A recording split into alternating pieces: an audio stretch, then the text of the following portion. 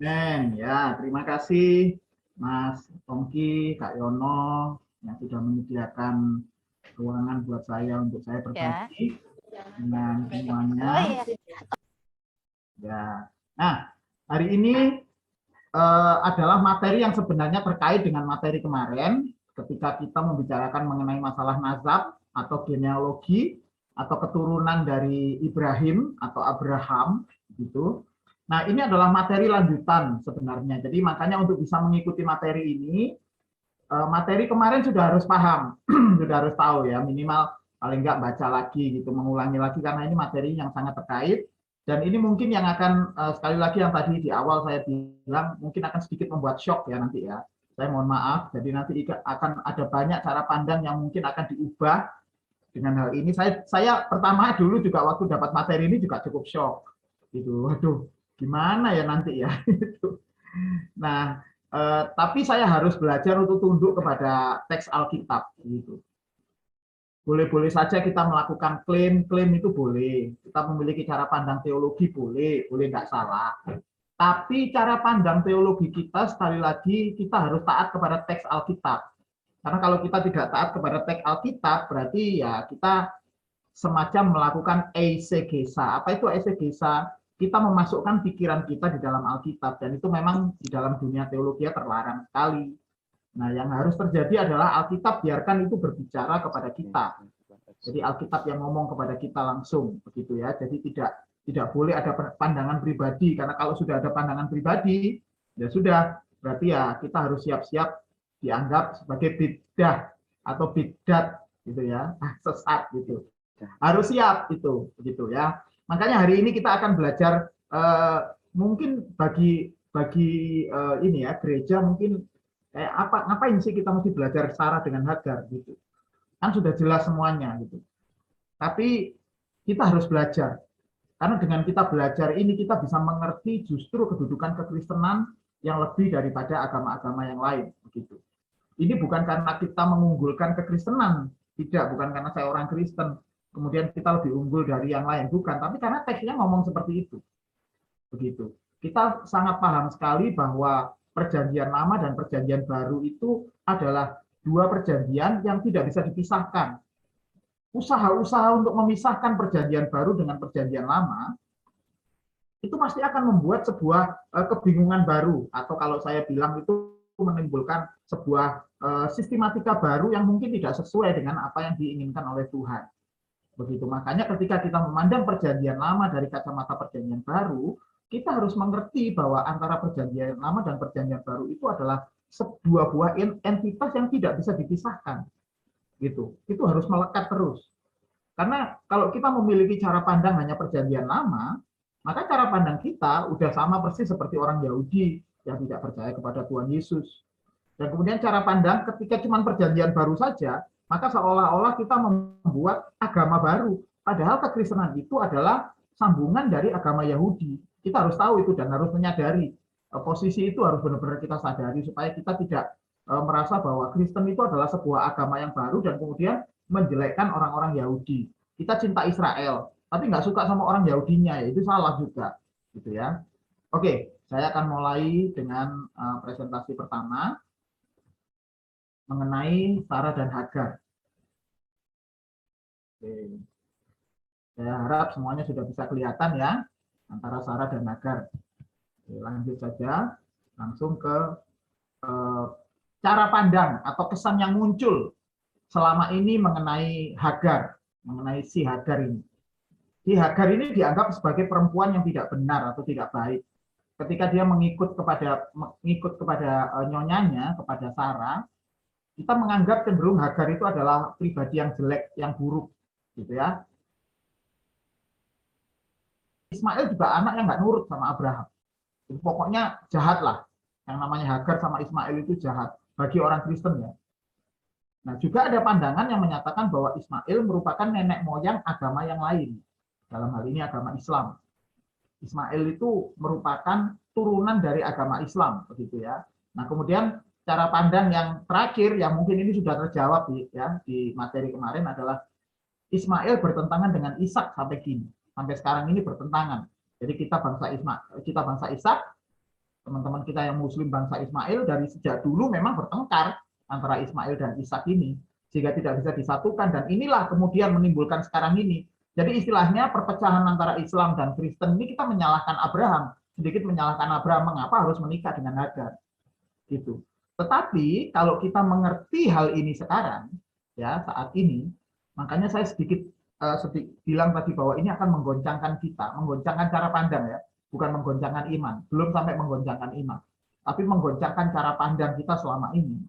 Bahwasanya sebenarnya pernikahan antara Hagar dengan Abraham, Hagar dengan Abraham, itu pun juga atas kehendak Tuhan. Nah kan, selama ini jadi beda dengan yang pengajaran-pengajaran kita dengar di gereja, bahwa pernikahan Hagar dengan Abraham itu adalah sesuatu yang buruk gitu, sesuatu yang tidak direncanakan, sesuatu yang melanggar firman Tuhan karena Abraham melakukan poligami.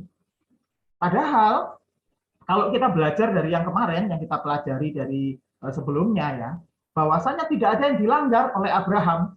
Abraham itu pada saat itu taat kepada hukum Raja Hammurabi, Raja Mesopotamia, di mana hukum pada saat itu menyatakan jika seorang istri yang sah tidak bisa menghasilkan keturunan, maka dia boleh menikahi budaknya, dan kemudian anaknya itu akan diambil menjadi anak milik suami istri itu, gitu, anak sah milik suami istri itu. Dan itu yang dilakukan oleh Abraham sebenarnya ketika si Sarah menawarkan Hagar dalam hal ini. Tetapi kita tahu kemarin ya dari penjelasan kemarin, ketika Hagar itu kemudian hamil dan Sarah tidak hamil, nah masalahnya adalah Hagar ketika itu dia merendahkan Sarah, problemnya di situ. Ketika Hagar merendahkan Sarah, maka kemudian Hagar itu diusir oleh Sarah. Ya, tentunya Abraham yang mengusir. Diusirlah karena masih mengandung, diusir. Nah, tetapi pada saat itu Tuhan berkata kepada Hagar, menyatakan kepada Hagar bahwa dia harus kembali ke nyonyanya. Biar kamu ditindas enggak apa-apa, gitu. Dan puji Tuhannya Hagar menurut. Hagar itu orangnya menurut dengan Tuhan. Itulah sebabnya Tuhan sendiri ya sampai kemudian janjinya dengan Hagar itu begitu luar biasa. Bahkan Hagar itu yang menamai Tuhan itu dengan sebutan El Roi, yang sekarang dipakai oleh Kak Yono. Kak Yono El Roi, yang artinya adalah Tuhan melihat. Tidak ada perempuan di dalam Alkitab yang berani menamai Tuhan dengan sebutan, kecuali Hagar. Dia berani menyatakan bahwa dia menyebut bahwa Tuhan melihat dia, El Roi. Begitu. Itu luar biasa. Oleh karena itulah Hagar ketika kembali ke nyonyanya, itu sebenarnya dia ditindas beneran. Itu artinya dia sudah mulai belajar merendahkan diri ya. Dan itu berhasil. Dan itu rupanya berhasil. Jadi ketika ini pernikahan Hagar dengan pernikahan Abraham, Tuhan juga ada di sana, memiliki kehendak. Nah, masalahnya adalah jangan kita tinjau dari hukum sekarang. Kalau dari hukum perjanjian baru, seorang suami harus seorang istri, betul, betul. Tetapi dari hukum pada saat itu belum ada hukum Taurat. Abraham pada saat itu hidup di dalam masa Mesopotamia, zaman Raja Hammurabi. Nah, jadi aturannya pun ya mengikuti di sana, belum ada hukum Taurat begitu ya. Jadi kita harus memaklumi sekali pada saat itu. Oke. Nah, ini yang saya bilang akan membuat shock kita semua. Ayat yang pertama yang akan membuat shock kita semua, yaitu 1 Tawarik 1 ayat 28. Di sana jelas tertulis di dalam Alkitab bahwa anak-anak Abraham ialah Ishak dan Ismail. Ben Abraham, Yitzhak, Yismail. Ya, jadi jelas ini tulisan aslinya. Kalau kita melakukan mau ditafsirkan seperti apa ya, mau ditafsirkan dengan model pesat, literal dan lain sebagainya, ini bunyinya tetap sama. Ben Abraham, Yitzhak, Yismail. Anak Abraham, Ishak dan Ismail gitu ya bahasanya Ibrani itu sederhana gitu. Nah, kalau ada di terjemahkan ada ialah, ini berarti supaya lebih enak terdengar gitu ya. Ben Abraham, Ishak, Ismail. Nah, dari sini saja sebenarnya nanti kita tahu ya, perubahan nama dari Yesus ke Isa itu hampir sama dengan ini. Ya. Ini kan namanya Yitzhak, ini Yod ya. Yitzhak W Yismail, kemudian menjadi Ishak dan Ismail. Nah, jadi kalau Yesus jadi Isa, ya sebenarnya secara ini apa bahasa ya nggak masalah sebenarnya, nggak jadi masalah gitu ya. Oke, tapi kita nggak bahas sampai ke sana. Nah, ada hal yang unik di sini. Yang saya maksud hal yang unik itu adalah penyebutan kata anak dalam Alkitab kita. Di dalam bahasa asli Alkitab kita, ya, kata ini dimulai dengan kata ben, ya, ben Abraham, Abraham, Yitzhak, Yitzhak, jelas-jelas Yitzhak, ya, W Ismail. Biasanya penyebutan itu dimulai dari anak yang sulung, kemudian ke anak yang bungsu.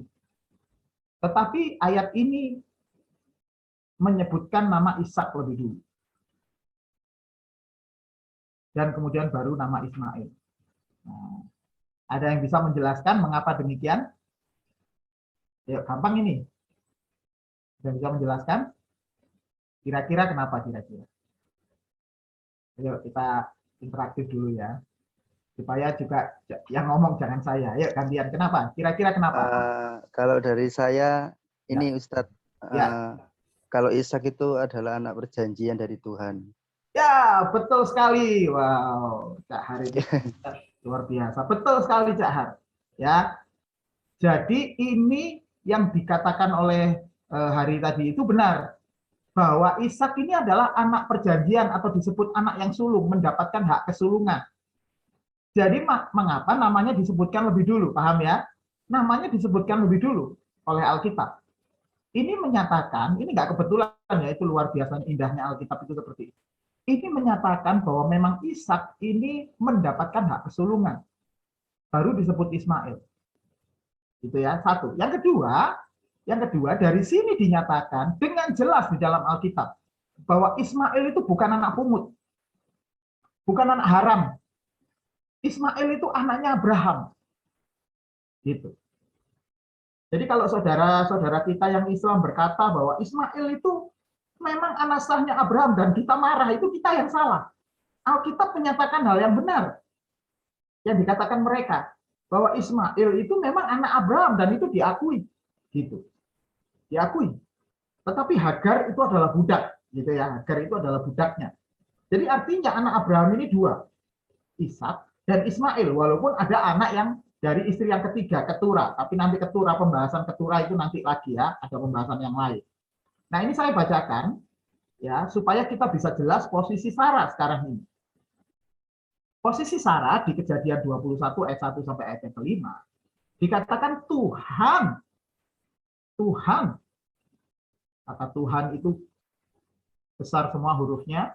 Jadi ini menggunakan kata Yod He Vav He, ya, Yahweh, ya.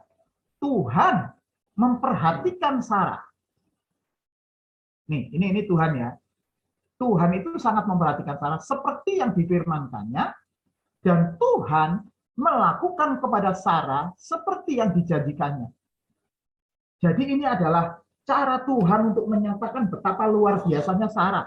Artinya di sini kita bertemu dengan dua orang perempuan yang sama-sama luar biasa di hadapan Tuhan, yaitu Sarah yang merupakan orang yang dijanjikan akan mendapatkan keturunan yang akan menjadi bangsa yang besar, dan Hagar yang juga dijanjikan hal yang sama. Tetapi bedanya adalah di sini Tuhan memperhatikan Sarah seperti yang difirmankannya dan Tuhan melakukan kepada Sarah seperti yang dijanjikannya.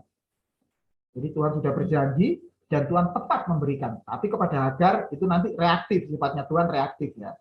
Ya agak sedikit beda dengan Sarah. Maka mengandunglah Sarah, lalu ia melahirkan seorang anak laki-laki. Bagi Abraham diberi garis tegas di dalam Alkitab pada masa tuanya, pada waktu yang telah ditetapkan oleh Tuhan ya tentunya. Sesuai dengan firman Allah. Ini ayat yang kedua ini luar biasa. Penjelasannya menyatakan itu sudah ditetapkan oleh Tuhan bahwa nanti akan lahir Ishak. Kemudian Tuhan sudah merencanakan bahkan tanggalnya itu Tuhan sudah bikin ya tanggalnya itu. Luar biasanya gitu. Abraham menamai anaknya yang baru lahir itu Ishak. Ya, mengapa diberikan kata baru lahir? Karena ada anak yang ini Ismail gitu ya. Itu Alkitab itu luar biasanya seperti ini, ya. Jelas semuanya. Kalau ada bagian-bagian yang penting pasti diulang. Yang dilahirkan Sarah baginya, ya. Kemudian Abraham menyunat anaknya Ishak, menyunat Ishak, ya, ketika berumur 8 hari.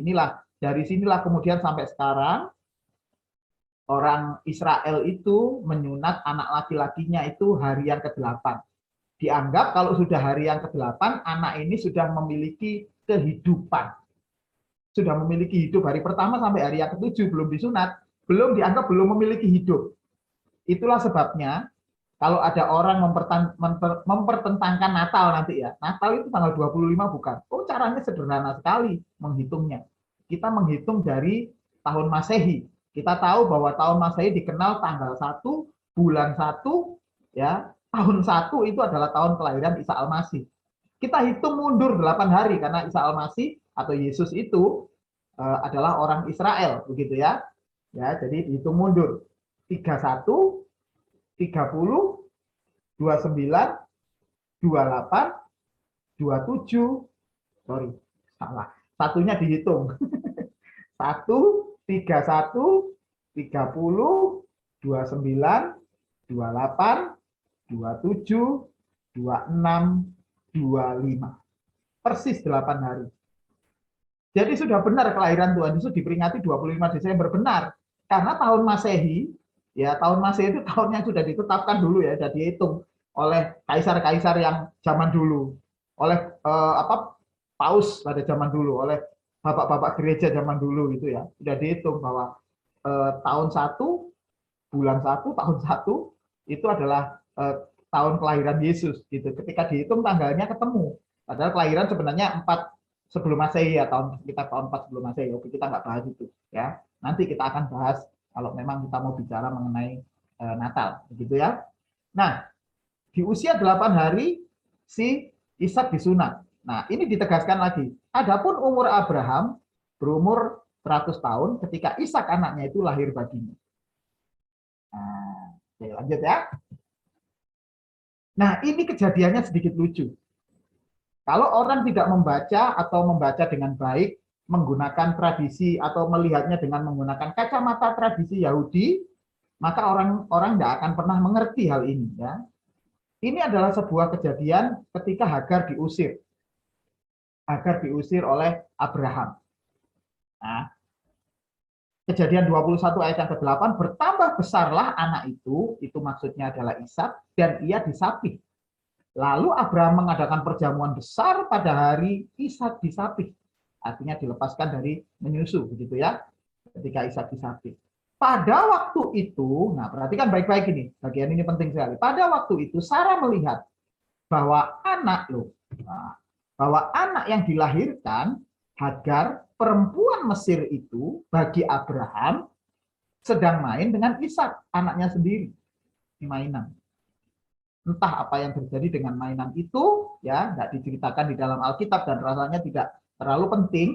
Nah, yang penting diceritakan adalah ketika Sarah, ya, ibu Sarah melihat Ismail bermain dengan Ishak, maka kemudian dia punya ide. Nah, berkatalah Sarah kepada Abraham, usirlah hamba perempuan itu beserta anaknya, sebab anak hamba ini tidak akan menjadi ahli waris bersama-sama dengan anakku Ishak. Nah, pertanyaan saya adalah, salah apa Ibu Hagar ini? Salah apa Hagar ini sehingga akhirnya dia diusir? Aduh, ini kan kayak pertentangan wanita ini, ya. Istri muda, istri tua. Sebenarnya bukan gitu. Sebenarnya bukan pertentangan istri muda, istri tua, ya. Kita harus tahu, kita harus jelas semuanya bahwa si Hagar ini adalah budak, dan sampai saat itu tetap jadi budak. Posisinya tetap jadi budak. Walaupun sudah melahirkan Ismail, tetapi Ismail ini sendiri itu menjadi anaknya Abraham, sementara budaknya tidak dijadikan istri, begitu ya. Jadi jelas ya hukum pada saat itu. Jadi tidak benar ketika menganggap bahwa Sarah itu cemburu sama Hagar. Enggak, sama sekali tidak. Karena itu sudah jelas-jelas budak. Dan Nah, ini tolong perhatikan di bagian ini penting sekali. Ya, tolong bagian ini penting sekali. Mengapa kemudian Sarah memiliki ide untuk mengusir hamba perempuan itu? Sebenarnya supaya memberikan kebebasan untuk Hagar supaya tidak menjadi budak lagi, begitu.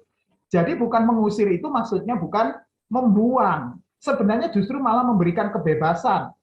Karena begini, kalau seorang budak itu ikut nyonyanya terus, ya, dia tidak akan pernah mengalami kebebasan. Sampai matinya dia harus mengabdi kepada si nyonya. Tetapi justru Sarah ini bertindak baik. Ya, dia bertindak baik, usir keluar dari rumah ini ya supaya anaknya si Ismail tidak mendapatkan bagian atau anaknya dan Ishak anaknya ya tidak mendapatkan bagian yang dibagi.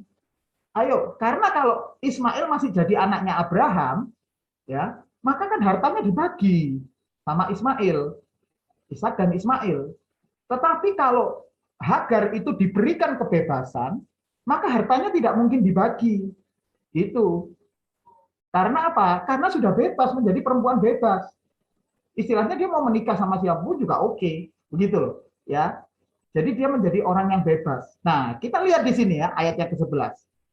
Hal ini sangat menyebalkan Abraham. Abraham nggak suka dengan hal ini. Itu nggak senang. Gitu. Pertanyaannya kenapa dia nggak senang? Karena Ismail sudah 12 tahun. Nah, di sini ada bersama-sama saya, bapak-bapak guru juga ada di sini ya. Atau bapak-bapak yang pernah mengalami punya anak usia 12 tahun atau peralihan dari SD ke SMP. Itu anak pasti lagi ganteng-gantengnya kan? Kalau perempuan lagi cantik-cantiknya. Itu anak pasti masih bisa kita ajak, kita banggakan begitu ya. Ini kalau udah gede dikit, udah SMA wes nggak bisa wes punya dunia sendiri. Nah, anaknya masih SMP, jadi masih peralihan. Dari dulu yang unyu-unyu sudah beranjak mulai remaja. Biasanya teman-teman saya di Facebook itu bangga banget kalau anaknya udah mulai beranjak remaja, ditampilkan gitu. Anak saya ganteng gitu. Itu rata-rata di usia SMP. Nah, ini sama juga. Abraham itu ketika dia peristiwa ini terjadi, itu si Ismail lagi lucu-lucunya umur 12-13 tahun. Bagaimana mungkin istrinya Sarah menyuruh mengusir? Dia sebal.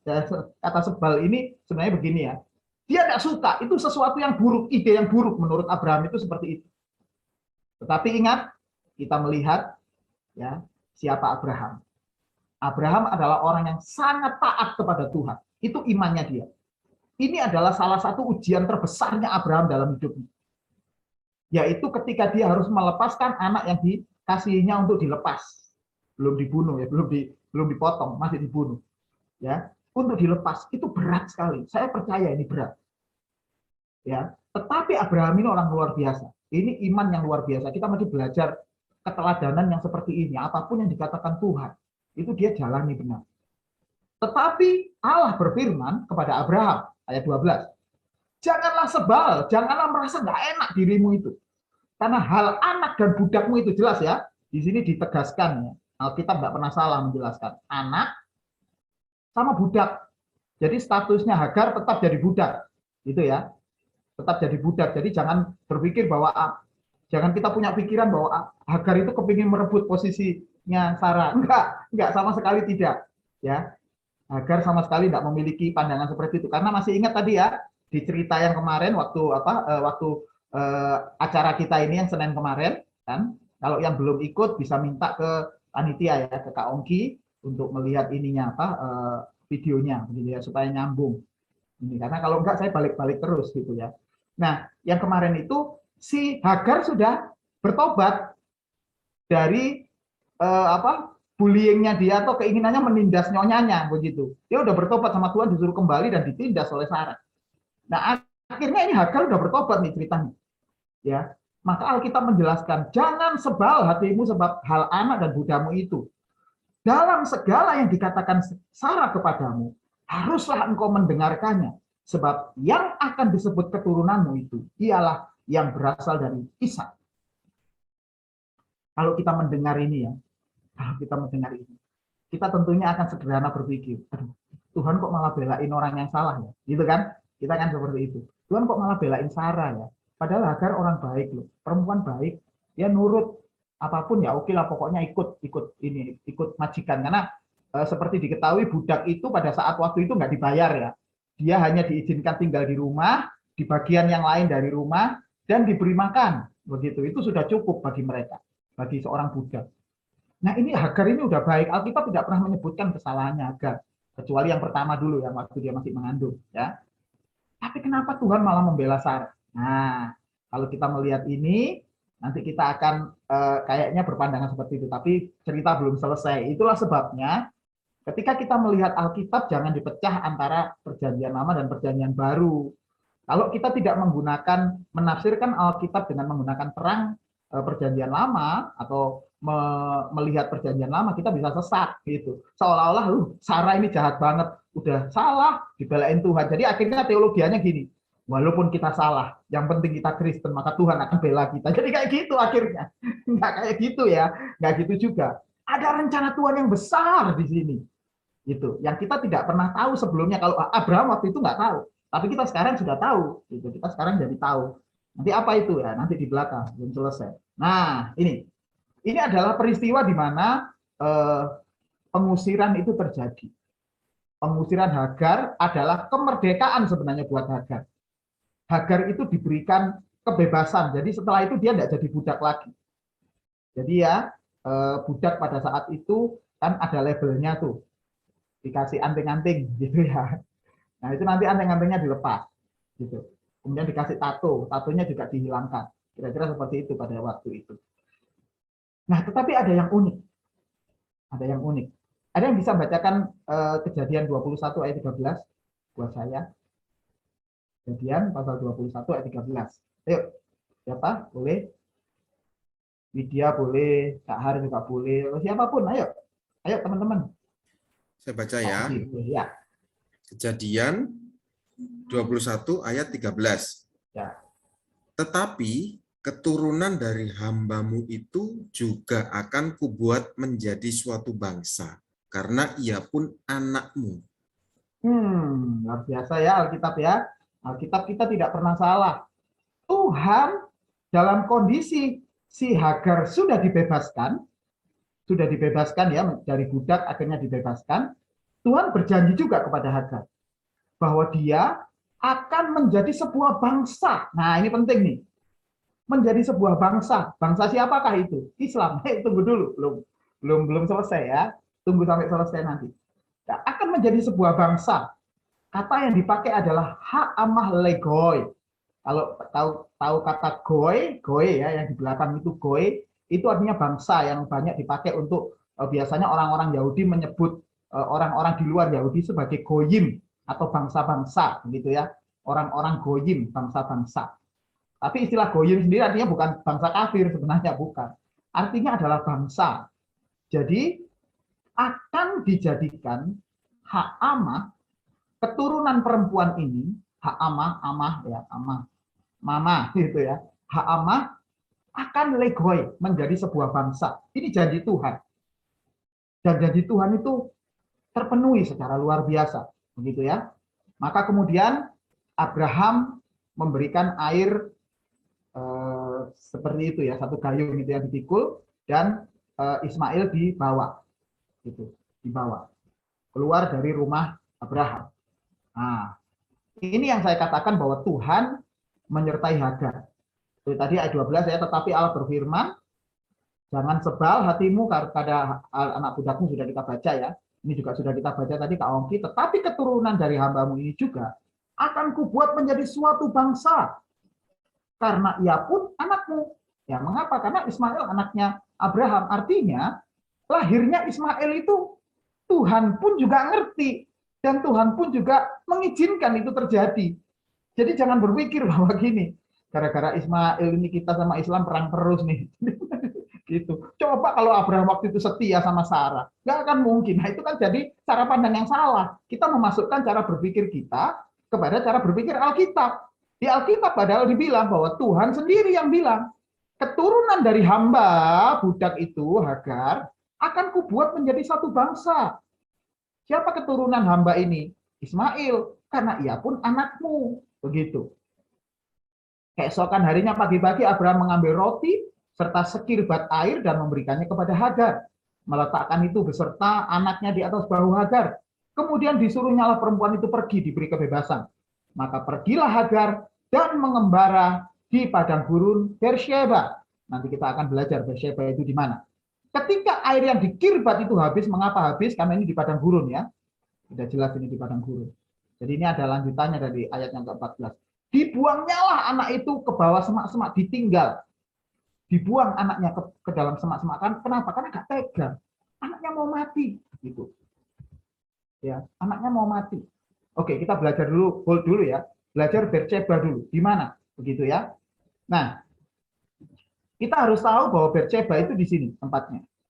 Maka kemarin ketika kita belajar ini apa tentang keturunan, tentang nazab ya, tentang genealogi, ya, di mana Abraham atau Ibrahim itu kemudian membuang atau menyuruh pergi si Hagar, kita tahu perjalanan dia cuma di sini. Ini tinggalnya di sini. Tinggalnya cuma di sini. Ini termasuk daerah Arab, betul, daerah Arab. Termasuk Padang Paran ini daerah Arab, tetapi bukan Arab yang di sini. Atau yang di Mekah ini. Ya.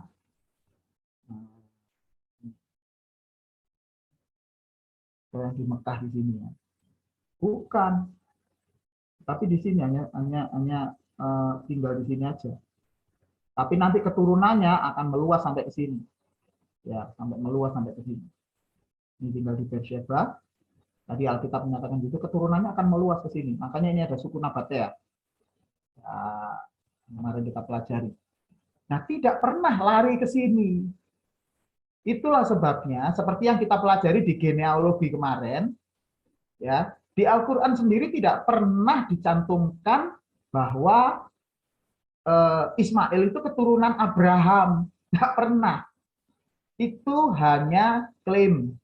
Itu hanya klaim itu ya, pengakuan satu pihak yang menyatakan bahwa Ismail itu keturunan dari Ibrahim atau dari Ismail.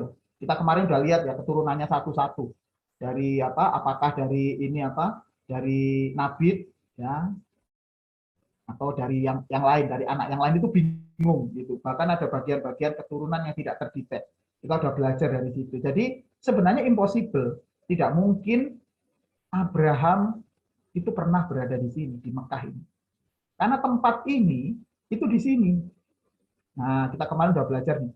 Perjalanan 1.500 hari perjalanan. Sementara kalau dari bangsa-bangsa ini, mereka berkutat di sini aja, cuma 400 paling lama ini ke Asyur ini. Gitu ya. Jadi tidak mungkin orang berjalan sampai 1.500 hari. Jadi artinya sebenarnya ketika kita mendekatkan keturunan atau suku-suku Arab yang di sini ke Abraham ini udah terlalu jauh. Udah tidak mungkin, begitu ya. Sudah tidak mungkin kita menjelaskannya ke sana. Oh, nggak mungkin ini keturunannya, nggak mungkin. Maka itu hanya klaim. Sekali lagi ya, karena di Al-Quran sendiri tidak pernah dikatakan bahwa Nabi Muhammad itu adalah keturunan dari Ismail. Nggak pernah. Itu cuma ada di hadis. Gitu. Nah terus bagaimana, Pak Ustadz? Kalau teman-teman kita ngaku ya tidak apa-apa. Kalau teman-teman kita ngaku-ngaku sendiri ya boleh-boleh saja. Kan boleh. Pak Ongki mau ngaku anaknya Pak Jokowi boleh-boleh. Tapi apakah itu benar? Nah, nanti bukti-buktinya yang menyatakan seperti itu. Nah, begitu ya. Bukti-bukti yang akan berbicara apakah benar atau tidak. Tapi kita jangan masuk ke urusan itu ya. Jangan masuk di perdebatan itu, percuma gitu. Tidak akan selesai. Karena sifatnya itu pengakuan. Ngaku-ngaku ya kami keturunan dari ini. Nggak ketemu. Ya udah biarin aja. Ya, kita sebagai orang yang sudah memegang kebenaran, kalau teman-teman kita mengklaim seperti itu ya sudah, biarkan, ya sudahlah gitu. Kalau musisi bilang ya sudahlah. Ya sudah, biar saja. Walaupun itu tidak sama sekali nggak ada buktinya. Gitu. Nah, runyamnya adalah pengakuan itu begitu kenceng gitu ya, sehingga seolah-olah dia merasa yang paling sah. Ini yang repot ya. Kalau dia merasa paling sah, Oh, yang paling benar Ismail. Nah, kita dulu udah pernah belajar kan di pelajaran beberapa saat yang lalu mengenai Ismail dan Ishak. Sekarang gantian Hagar sama Sarah. Oke ya, saya lanjut. Nah, ini akhirnya Tuhan mendengarkan. Makanya ya kata Ismail artinya Tuhan mendengarkan. Nama Ismail itu artinya Tuhan mendengarkan. Tadi lanjutannya ya, ketika mamanya nggak tega dibiarin mati gitu, ya. Dan Hagar maksudnya, ia duduk agak jauh. Kira-kira sepemanah jauhnya, cukup jauh ya. Sepemanah itu kalau orang memanah kira-kira berapa meter ya? Paling panjang, paling jauh ya mungkin bisa 100 meter, begitulah 100 atau 200 meter sepemanah jauhnya. Sebab katanya tidak tahan aku melihat anak itu mati. Karena airnya habis, rotinya juga pasti udah habis. Sedang ia duduk di situ, menangislah ia dengan suara nyaring. Ini tangisan seorang perempuan Hagar yang mungkin dia tanya sama Tuhan. Tuhan, aku mengikuti apa katamu? Aku disuruh balik lagi ke rumah Sarah. Tapi sekarang aku diusir dan aku melihat kenyataan anakku mau mati, Tuhan. Dia berteriak dengan suara nyaring. Apakah Tuhan mendengar? Uniknya Alkitab berkata tidak. Yang didengar oleh Tuhan adalah Allah mendengar suara anak itu. Dan anak itu pasti juga nangis juga. Namanya juga anak umur 12 tahun, lapar, haus, mau mati, rasanya yang dia lakukan dia cuma nangis. Gitu. Tetapi malaikat Allah, malah Elohim, malaikat Allah berseru dari langit kepada Hagar. Ini luar biasanya. Tuhan mendengarkan Ismail dan dia berseru kepada kepadanya. Apakah yang kau susahkan, Hagar? Janganlah takut. Sebab Allah telah mendengar suara anak itu, Ismail. Allah telah mendengar suara anak itu dari tempat dia terbaring. Dari tahtanya maksudnya ya. Tempat dia terbaring di sana. Bangunlah, angkat anak itu, bimbinglah dia. Sebab, masih diulangi lagi, aku akan membuat dia menjadi bangsa yang besar. Goyim Hagadol. Tadi sudah Goy Hagadol ya. Bukan lagi Goy, tetapi Goy Hagadol. Bangsa besar. Begitu. Nah, sampai di sini biasanya saya masih ingat kemarin ada pertanyaan itu ya. Pertanyaan ke saya. Itu kira-kira 2 Senin yang lalu ya, di waktu pembahasan mengenai masalah Abraham. Apa saya lupa ya pembahasannya. Apakah benar Kak Ustadz kalau ini Ismail itu menjadi ini ya? Untuk sementara saya jawab seperti itu. Karena saya mau menjelaskan ini. Kalau waktu itu saya jelasin ini lama. Saya lama jelasinnya, untuk sementara ya udah bolehlah. Kalau kita dianggap Ismail keturunan Muslim, bolehlah, itu klaim ya, boleh. Tapi ketika sekarang kita belajar ini, nah saya jelaskan sekarang ini, enggak, karena begini, Alkitab kita sama sekali, saya tegaskan lagi ya, sama sekali tidak pernah memberikan tanda-tanda atau memberikan petunjuk-petunjuk bahwa akan ada agama yang disebut Islam. Enggak pernah. Ya, keimanan kita ya tidak boleh ditentukan dari agama yang lain. Agama yang lain mengklaim silahkan, tapi kita tidak boleh iman kita ditentukan oleh klaimannya orang lain. Nah, di Alkitab ini seperti itu. Jadi kalau kita tetap berusaha untuk memiliki pikiran bahwa Ismail itu adalah keturunan dari teman-teman kita yang Muslim, kita sebenarnya bertentangan dengan Alkitab. Kita bertentangan dengan Alkitab itu sendiri. Nah, pertanyaannya adalah, ya, mau nggak kita bertentangan dengan Alkitab? Makanya saya bilang, pembelajaran hari ini mungkin membuat saudara-saudara semuanya sedikit shock di cara berpikirnya. Karena kita harus mereview cara berpikir kita yang menganggap bahwa Ismail itu adalah teman-teman kita di sana, yang Muslim. Mereka jadi bangsa yang besar, tunggu dulu, belum selesai ya penjelasannya. Mereka jadi bangsa yang besar, Kak Ustadz. Itu Pak Ustadz. Bukan, Alkitab kita tidak sama sekali tidak pernah menubuatkan atau menyatakan apapun tentang agama yang satu ini. Tetapi agama teman-teman kita yang Muslim ini banyak sekali yang meniru-niru dari Alkitab. Seperti contoh ya, saya kasih contoh saja. pada perayaan hari raya Rosh Hashanah atau tahun barunya orang Israel yang kemarin jatuh bulan September, awal bulan September kemarin ya, orang Israel itu terbiasa merayakan hari Rosh Hashanah. Itu sebenarnya erat hubungannya ya dengan kisah Abraham ini. Tapi ya saya nggak jelaskan lebih jauh, nanti lama lagi juga. Sangat erat hubungannya. Nah, Rosh Hashanah itu dirayakan 2 hari. Kalau nggak salah 2001 ini tanggal 7 sama tanggal 8 kalau nggak salah. Mereka merayakan 2 hari. 1 bulan sebelum bulan tahun baru Rosh Hashanah itu ada namanya bulan Elul. Itu bulan Elul, 1 bulan itu namanya bulan Elul. Apa yang mereka lakukan? Mereka berpuasa. Orang Yahudi itu berpuasa. Mereka melakukan hal yang baik, pokoknya segala sesuatunya tentang pertobatan lah. Saudara masih ingat ini kejadian apa kira-kira? Sama dengan kejadian apa? 1 bulan sebelum tahun baru, bertobat, berpuasa, pokoknya melakukan hal yang baik. Kemudian perayaannya 2 hari. Kira-kira bersamaan dengan bulan apa ini? Ayo. Dengan Ramadan kan? Dengan Ramadan, dengan hari raya Idul Fitri. Begitu. Nah, teman-teman kita yang muslim merayakan itu, mereka tidak tiba-tiba punya ide seperti itu, enggak. Itu idenya berasal dari orang-orang Yahudi yang memang merayakan seperti itu. 10 hari setelah Rosh Hashanah, mereka merayakan pengorbanan yang dilakukan oleh Abraham. Coba, kan sama. Setelah itu, setelah hari raya Ramadan, enggak lama kemudian hari raya Idul Kurban kan. Jadi itu satu hal yang harus kita tahu sama-sama, bahwa di dalam Alkitab kita itu tidak sama sekali tidak ada memberi ruang bahwa akan ada agama yang satu ini nanti, nggak ada, nubuatannya aja nggak ada, gitu.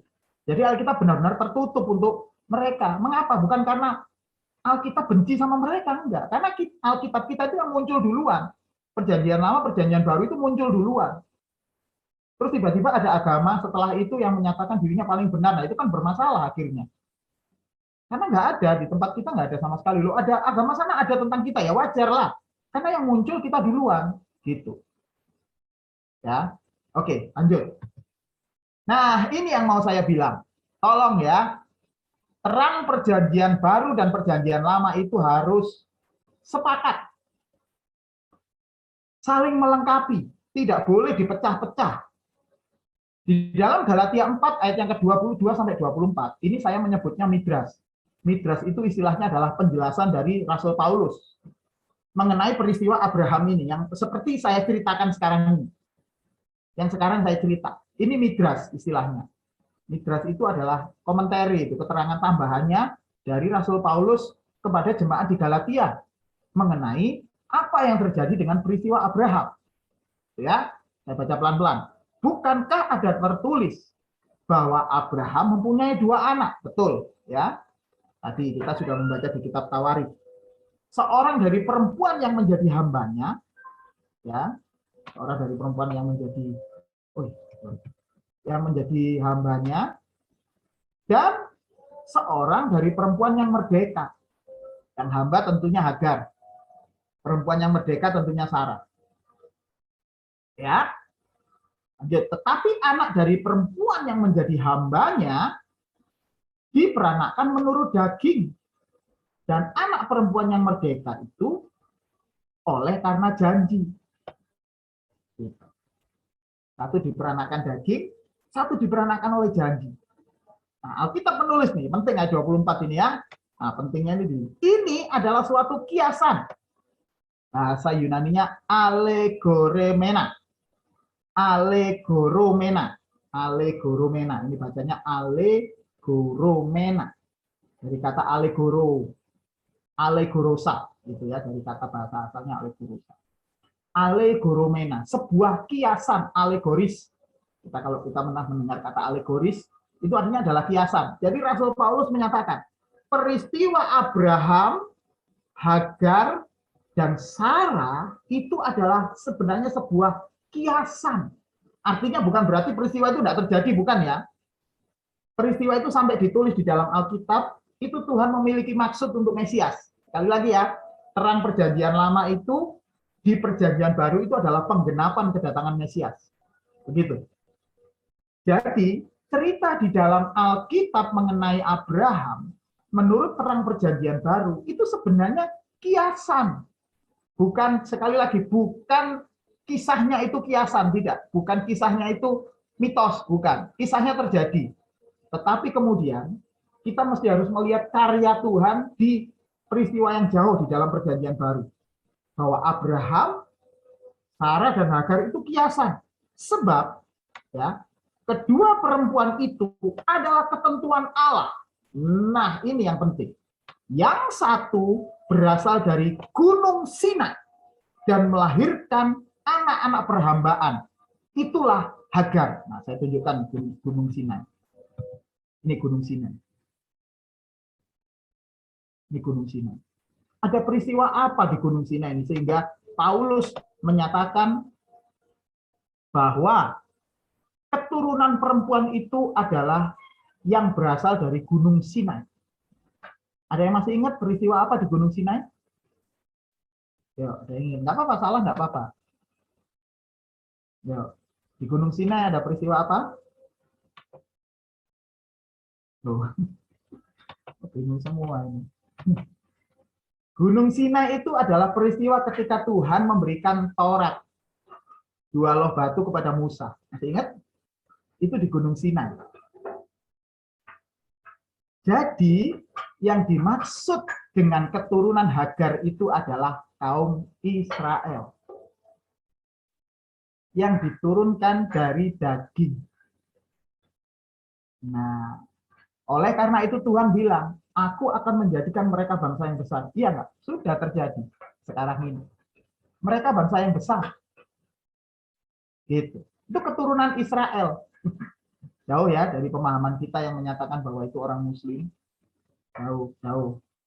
Tapi lucunya, orang Israel sendiri, orang Yahudi sendiri, mereka mengaku dari keturunan Ishak.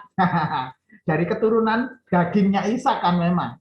Ishak ini. Tapi bagi Tuhan, di mata Tuhan, ya, seperti yang dikatakan oleh Roh Kudus ini kepada Rasul Paulus, justru keturunan daging itu Hagar. Jadi kalau kita ingat ya peristiwa di mana Abraham mengusir Hagar, kan sebenarnya yang terjadi sebenarnya bukan Abraham mengusir Hagar, itu diberikan kemerdekaan. Masih ingat ketika bangsa Israel kemudian dibebaskan dari tanah Mesir, dari bangsa budak menjadi bangsa yang merdeka. Nah, itu apa sangat berkaitan sekali, gitu ya. Oke, lanjut. Asik ini kalau kita belajar Alkitab. Dan melahirkan anak-anak perhambaan itulah Hagar. Ayat selanjutnya.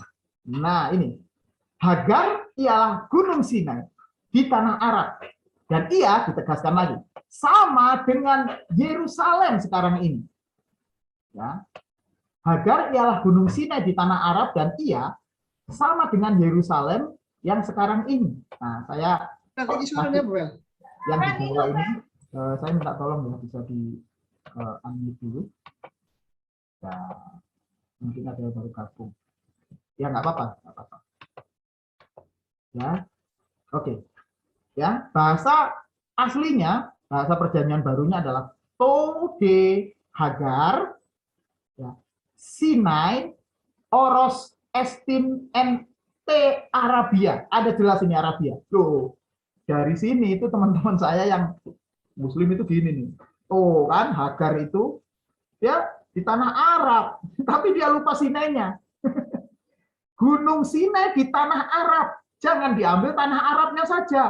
Karena Arab itu panjang. Sekali lagi ya, saya tunjukkan lagi ya. Nah, ini. Nah, makanya kita berdasarkan peta, jadi berdasarkan bukti-bukti sejarah, gitu ya. Nah, ini adalah Sinai di sini. Kalau kita lihat di sini, oke, sebentar ya, saya hapus ini. Saya hapus coretan. Sinai itu di sini. Sementara Arab yang dimaksud teman-teman kita yang Muslim itu Mekahnya itu di sini. Nah, bangsa-bangsa yang ada di sini juga termasuk bangsa-bangsa disebut bangsa Arab.